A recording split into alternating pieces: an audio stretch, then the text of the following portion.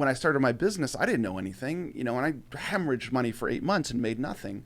So that's about when I met Dave, and he said, ask and attract. So spend an hour asking for people if they can help you and offer your help. And that's how I built my whole business. I just did an event and I said, look, if you know of anybody that can help me, or if you know anybody that would benefit from this, let me know. Give me a referral. And so he just made it so simple. It's like, yeah, I can do it all my own and pay all my own dummy tax, or I can go and ask for help. And the beauty part is that when we ask for help, we honor the people that are willing to help us. So it actually makes them feel awesome. It makes us feel awesome. It's this huge win. It is. And that's so great that you said that, because, often I'm apt to pick up the check. I'll pick out, it's on me. And what I realized is that I'm becoming very selfish, right? There was part of my ego that was attached to picking up the check, and I was denying the other person the opportunity to do something that would make them feel good. And I think we forget, and you just brought this point home so hard, is, asking somebody for help is giving them a gift. And we often see it as what? An inconvenience. They're too busy. I don't want to ask them. And meanwhile, we're there toiling, and really struggling to get through whatever it is we're going through. And a simple phone call from somebody who's a little further down the road gives them this uplift that helps them through their day. And I don't think people really connect those dots as well as you do. 100%. And I think this is another this takeaway moment, if we will. But number one, it comes from strength. Asking for help comes from strength, not weakness. People are so afraid to do it because oh, I need to do it on my own. Oh, I need to be strong. No. The stronger you are, the more you can ask for help. And the second thing I want to make sure to whoever's listening is you may ask for help for 10 people. Maybe 5 say yes. Maybe 5 say go F yourself, right? Whatever they say is almost irrelevant, because when you keep asking, it's a good energy to put in the world. Some will, some won't.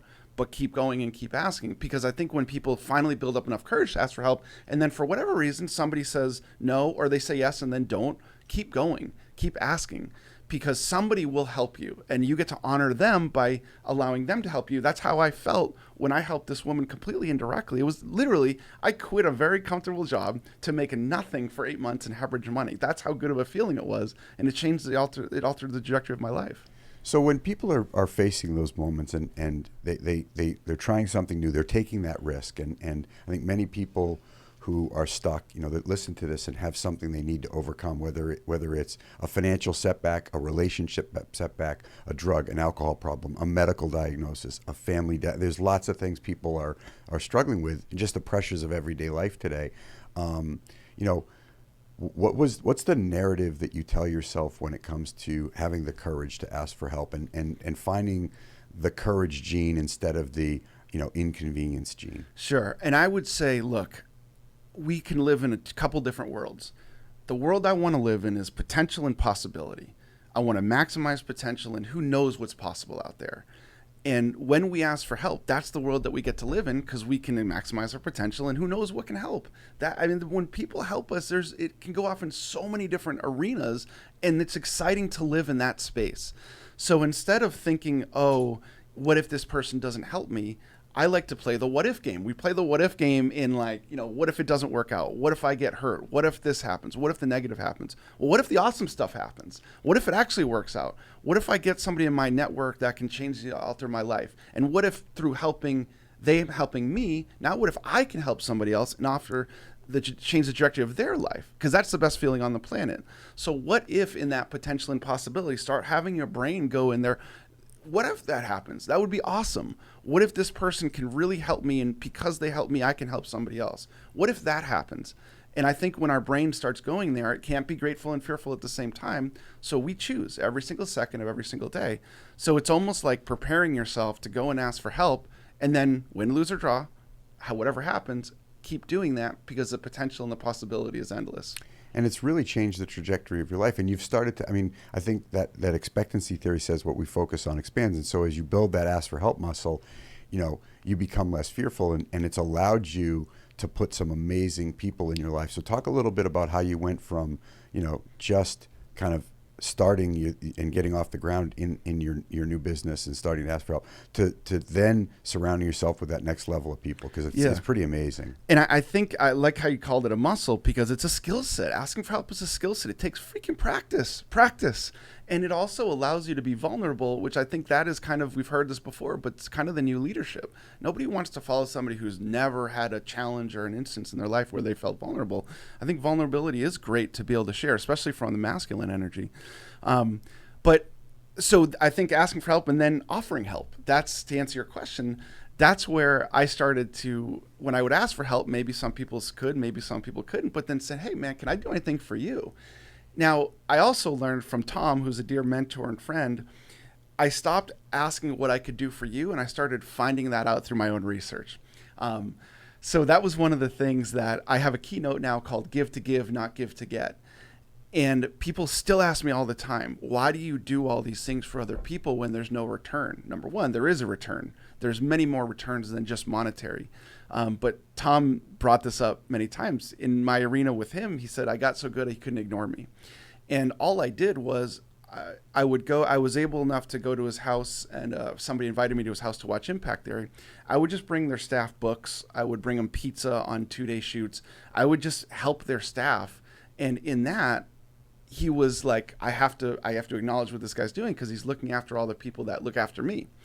And I think the way that I got to meet him is pretty important too in this whole give to give. I gave a keynote at Keller Williams, and a guy asked me to coach him. And I gave him my coaching menu, said it couldn't afford it. And I said, look, my mentor, David Meltzer, said to help people if I feel help their life, even if there's nothing in it for me. So I coached him for a couple months. He had a great Q2 in Keller Williams that year. And he had known Tom through Inside Quest. And when it was Inside Quest, and then he moved it to Impact Theory. So he had the relationship. He asked me if I wanted to go to his house. I said, heck yeah. But it would have never have happened if I didn't offer my help for somebody who I felt had that potential and possibility in his own life.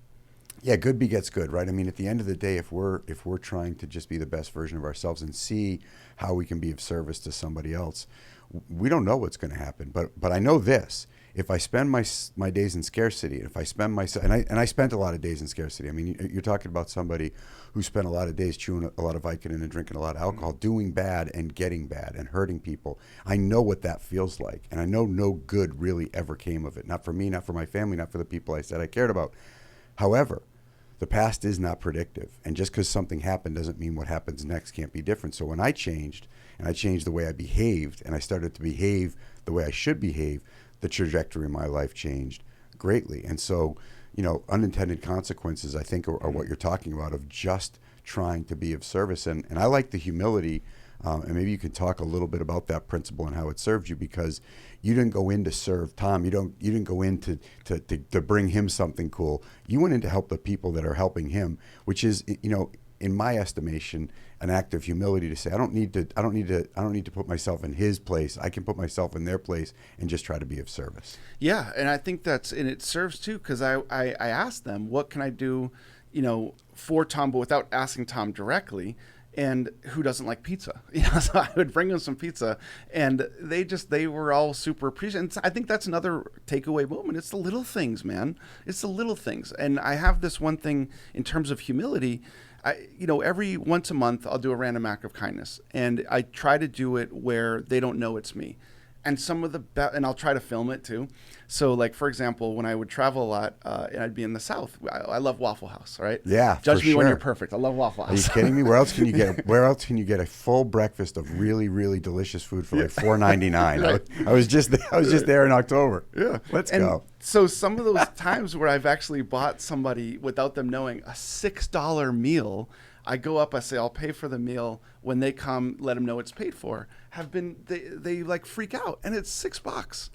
So it's just the little things I think are cumulative, and we overlook them. Like, they can't make that big of a difference. But I found it's the little things, like the pizza that for Tom's staff, that made the biggest difference.